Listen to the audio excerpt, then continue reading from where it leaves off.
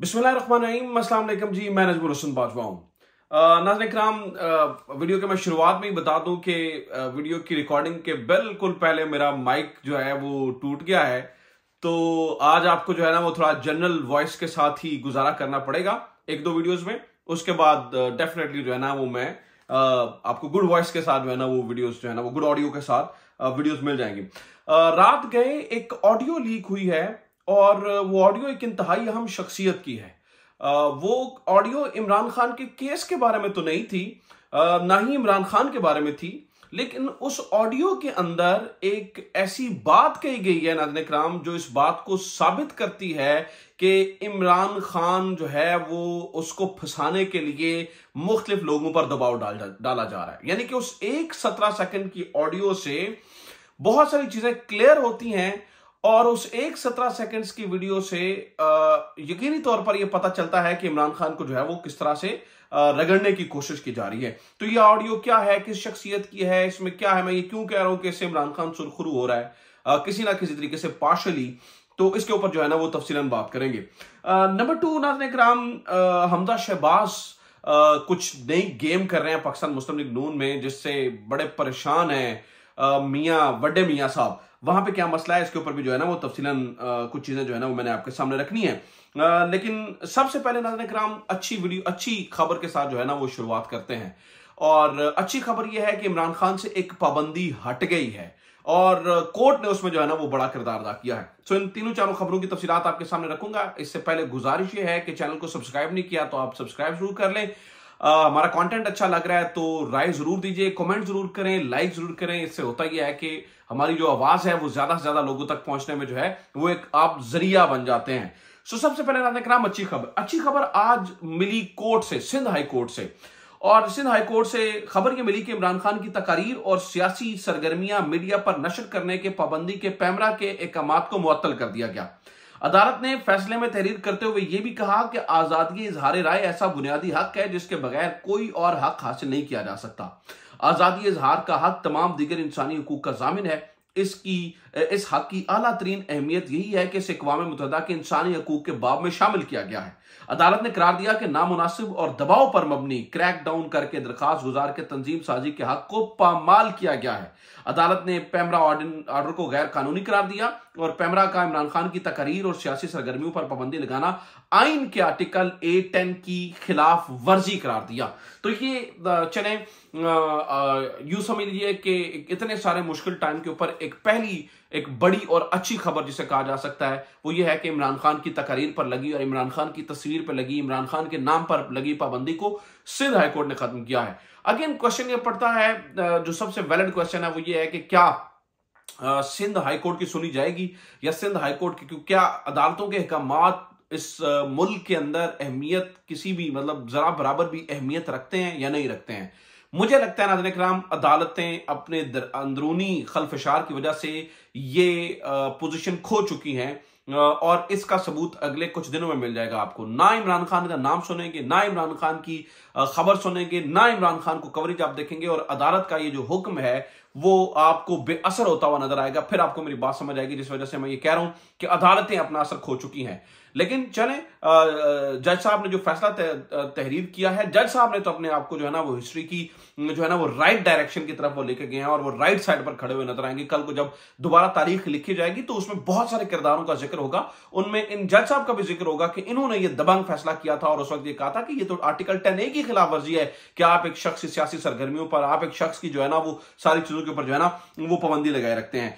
इसके अलावा नाज़रीन इकराम दूसरी खबर यह है कि इस वक्त हुआ यह है कि हमजा शहबाज के बारे में एक रिपोर्ट पेश की गई है बड़े मियां साहब को, यानी कि मियां नवाज शरीफ साहब को, और वो रिपोर्ट पेश की है सैफ अल मुलूक खोखर साहब ने और उसमें उन्होंने बताया है कि जनाब ये जो इस वक्त जो आप रेफ्ट देख रहे हैं पार्टी के अंदर, उसकी बुनियादी वजह हमजा शहबाज हैं, चूंकि ये एक धड़े को सपोर्ट कर रहे हैं, इस वजह से हो सकता है पार्टी तकसीम का शिकार हो जाए। एक और खबर सुन लें फिर मैं ऑडियो की तरफ आता हूं और ऑडियो के ऊपर तक चूंकि तफसीली बात मुझे करनी है तो मेरी कोशिश है कि मैं आपके सामने जो है ना वो कुछ तफसीली हकायक रख सकूं ताकि आपको इस मुल्क के निजाम का भी पता चल जाएगा, यहां पर चीजें कैसे वर्क करती हैं आपको यह भी पता चल जाएगा और आपको यह भी पता चल जाएगा कि किस तरह से जब किसी को कॉर्नर या साइडलाइन करना होता है तो कैसे किया जाता है, और जब किसी को उठाना होता है तो कैसे उठाया जाता है। लेकिन सबसे पहले ये सुनिए कि जनाब इस वक्त खबर यह है कि इलेक्टेबल्स को चुनने का फैसला जो नवाज शरीफ साहब ने किया, जिसके बारे में मैंने आपको रिपोर्ट दी, वो भी बैकफायर करता हुआ नजर आ रहा है, क्योंकि बहुत बड़े इलेक्टेबल्स पाकिस्तान मुस्लिम लीग नून में नहीं आ रहे हैं। उसकी वजह बताता हूं। यह बात दुरुस्त है कि हवा जिस तरफ होती है, जो लाडला होता है, इलेक्टेबल उसी तरफ जाते हैं। तारीख में हमने ऐसा ही होता हुआ देखा है। जिसकी भी हवा बनती है, जो भी सिस्टम का लाडला होता है या लाडला प्रो मैक्स होता है, जैसे मियां नवाज शरीफ साहब हैं, तो जो इलेक्टेबल्स हैं या जो परिंदे हैं जिन्हें मैं सियासी परिंदे कहता हूं, वो एक दरख्त से उठकर उसकी तरफ जाना शुरू हो जाते हैं। तारीख ने पहली बार यह देखा है कि नवाज शरीफ साहब सख्त तरीन लाडले हैं, सबसे बड़े लाडले हैं, लेकिन हो ये रहा है नाज़रीन इकराम, हो ये रहा है कि जो नवाज शरीफ साहब के लाडला होने के बावजूद भी जो इलेक्टेबल्स हैं उनका रवैया इंतहाई मुख्तलिफ है। मतलब टोटली बिल्कुल ही मुख्तलिफ जो है ना वो रवैया नजर आता है। उसकी वजह मैं आपको बताता हूं, उसकी वजह क्या है। इस वक्त इलेक्टेबल्स ये समझ रहे हैं कि इस लाडले के साथ लगकर हम इलेक्टेबल्स ही नहीं रहेंगे, यानी कि जो हमारी शख्सियत की वजह से हमें वोट पड़ता है वो भी खुडे नहीं लग जाएगा। इस लाडले के साथ लग जाएंगे लेकिन अपने हल्के के लाडले नहीं रहेंगे। इसकी टिकट तो चलेगी, इसके लाडलापन होने की वजह से सपोर्ट तो मिलेगी, लेकिन अपनी हम जो है ना वो कॉन्स्टिट्यूएंसी जो है ना वो खो बैठेंगे। इस वजह से मियां साहब सख्त परेशान है। इसीलिए वो जो कमेटी बनी थी ना, जिसके बारे में मैंने आपको कुछ तफसीलात बताई थी और मैंने आपको कहा था एक कमेटी बनी है, उस कमेटी के अंदर नाज़रीन इकराम असल डिस्कशन वो जो कह रहे हैं ना कि लाडला का लफ्ज हटाया जाए, वो आपने जो है ना वो इस वजह से बनी थी। अच्छा जनाब, अब आ जाते हैं एक उस ऑडियो की तरफ जिसके बारे में मैंने जो है ना वो जिक्र किया था। एक ऑडियो लीक हुई नाज़रीन इकराम कल रात को, गुज़श्ता रात को, और वो ऑडियो थी मलिक रियाज साहब की। अब चूंकि मेरे पास माइक नहीं है, ये जनरल ऑडियो है, तो उम्मीद है आपको ये आवाज जो है ना वो समझ आएगी वो क्या कह रहे हैं।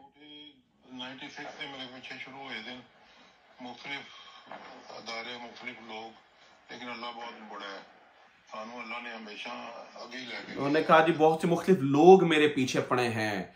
मलिक रियाज साहब ने जिक्र किया कि मुख्तलिफ लोग मेरे पीछे पड़े हैं। अब ये ऑडियो किस बारे में, पहले मैं इस बारे में आपको तफसीलन बताता हूं, फिर ये ऑडियो किस तरह से इमरान खान की फेवर में जा रही है ये भी मैं आपके सामने रखता हूं। पहले ये सुन लीजिए नाज़रीन किराम, ये ऑडियो असल में बहरिया टाउन के मामले के अंदर है, और इस ऑडियो को समझने के लिए मैं आपको थोड़ा सा बैकग्राउंड समझाता हूं, जिससे आपको पाकिस्तान के अंदर होता हुआ व्हाइट कॉलर क्राइम भी नजर आएगा। हुआ ये कि बहरिया टाउन जो कि हमारे मुल्क के मुख्तलिफ हिस्सों में है, लाहौर के अंदर भी बड़ा शानदार, मतलब बहरिया टाउन एक अलामत है, आप समझ लीजिए कि एक एलीट क्लास की, कि बड़े बड़े लोग जो है ना वो यहां पर रहते हैं।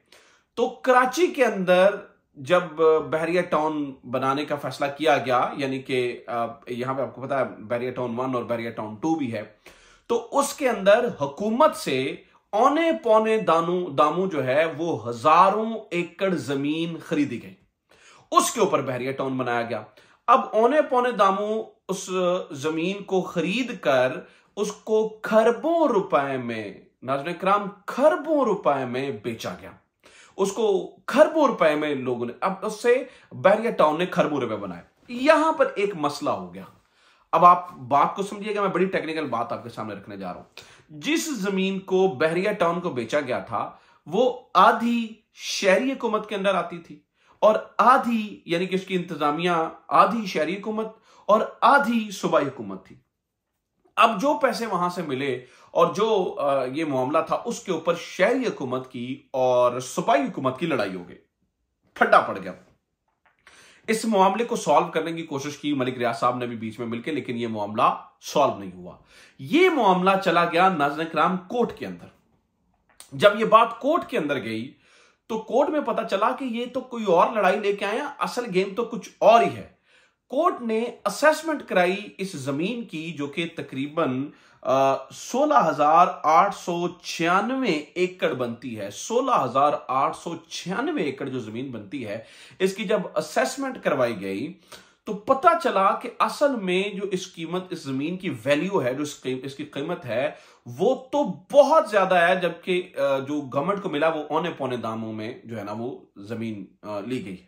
अदालत ने असेसमेंट करके कहा कि 2000 अरब रुपए, नाज़रीन किराम 2000 अरब रुपए बनते हैं मलिक रियाज साहब की तरफ, 2000 अरब रुपए आप जमा करवाइए। अब जब 2000 अरब रुपए जमा करवाने की बात आई तो मलिक रियाज साहब जो हैं वो उनकी जो है ना वो फिरकी घूम गई, घंटियां घूम गई कि ये क्या करें। फिर जनाब हुआ ये, इधर उधर से लोग पड़े बीच में और समझाया गया इधर भी उधर भी, और अदालत ने बहुत ज्यादा रिलीफ दे के 2000 अरब रुपए में से तकरीबन 1600 अरब रुपए का, तकरीबन आप समझे 1550 अरब रुपए का रिलीफ दिया और कहा कि आप ऐसा कीजिए 450 अरब यानी कि 460 अरब रुपए आप जो है ना वो जमा करवा दीजिए, और उसको भी आप इकट्ठे ना करवाइए बल्कि आप साल की किस्तें कर लीजिए और उसको जो है ना वो 460 अरब रुपए जमा करवा दीजिए।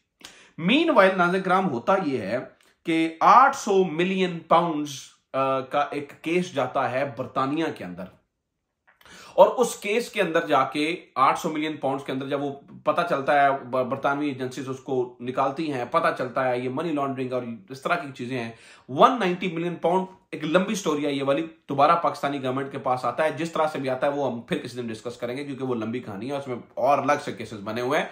वो 190 मिलियन पाउंड जनाब दोबारा जाता है अदालत के अंदर, और जो रकम वाजिबुल अदा होती है मलिक रियाज साहब पे उसमें से 38 अरब रुपए कम हो जाता है।